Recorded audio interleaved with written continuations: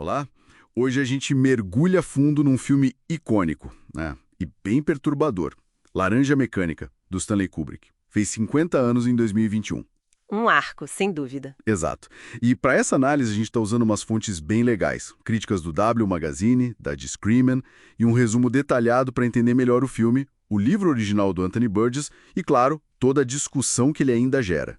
É um filme que não perde a força, né? Continua provocando. Totalmente. O objetivo aqui é meio que desvendar o que fez essa obra ser tão impactante e controversa. A estética, as polêmicas, as grandes questões. Isso, violência, liberdade, controle social. O filme joga tudo isso na nossa cara. Bom, vamos lá então. Para situar um pouco, né? O filme é de 1971, baseado no romance do Burgess, que é lá de 62. E olha que interessante, quase todo o filme do Kubrick veio de livro, né? 11 dos 13 dele. É uma marca dele, essa adaptação literária. Pois é. A história, para quem talvez não lembre bem, é sobre o Alex Delarge.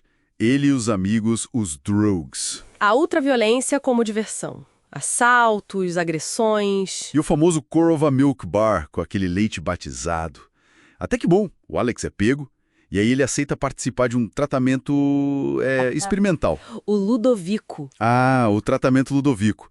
Aí a coisa fica complexa. Muito. É uma terapia de aversão bem sinistra. Prendem ele, mostram imagens super violentas, dão umas drogas para ele sentir náusea. Tudo isso ouvindo música clássica. Para criar uma associação negativa, um reflexo condicionado contra a violência. Exatamente. E ele fica curado, entre aspas, não consegue mais ser violento, mas também perde o livre-arbítrio. Não aguenta nem ouvir Beethoven, que ele adorava. Fica condicionado até contra o que amava. E tem um ponto crucial que as fontes batem muito na tecla. O Kubrick mudou o final do livro. Ele tirou o último capítulo. Isso, essa omissão é fundamental para entender a diferença entre o filme e a visão original do Burgess. Como assim?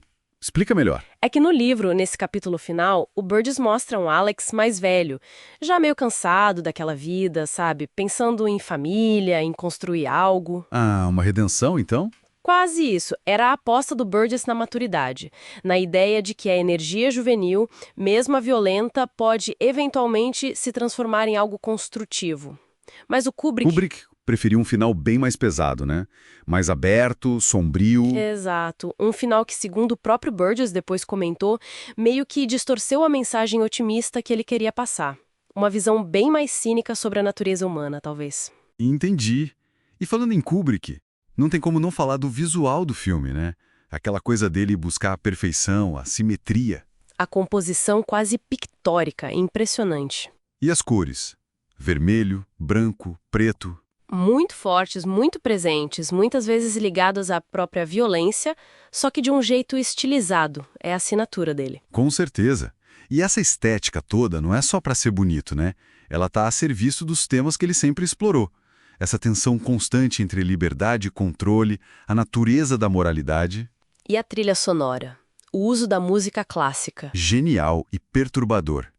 Colocar Rossini e Beethoven em cenas de ultraviolência cria um choque, uma dissonância, uma ironia cruel, né? Totalmente.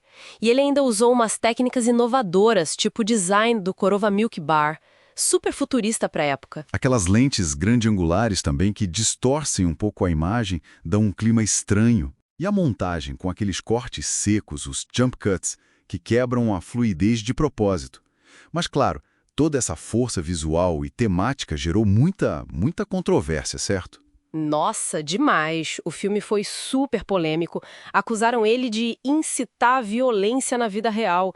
Chegou ao ponto do próprio Kubrick pedir para tirar o filme de cartaz no Reino Unido por um bom tempo. Caramba! Mas o ponto central, que as análises que a gente leu destacam bem, é que Laranja Mecânica, tanto o livro quanto o filme, é uma crítica social muito afiada. Cutuca todo mundo, né? Exato. O indivíduo, a sociedade, o Estado. Ele força a gente a pensar sobre a natureza da violência e como as estruturas de poder às vezes acabam alimentando essa mesma violência que tentam combater. E isso nos lembra direto para o dilema ético principal, né? Até onde a sociedade pode ir para garantir a segurança de todo mundo?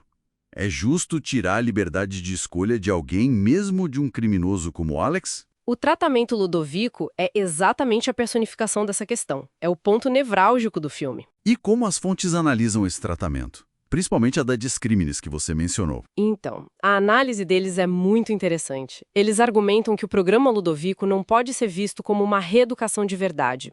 Uma reeducação genuína, no sentido ético, deveria fortalecer a liberdade e a responsabilidade do indivíduo, não anular. Faz sentido. Anular não é educar. Exatamente. A técnica Ludovico, na verdade, representa a ideia de combater violência com mais violência.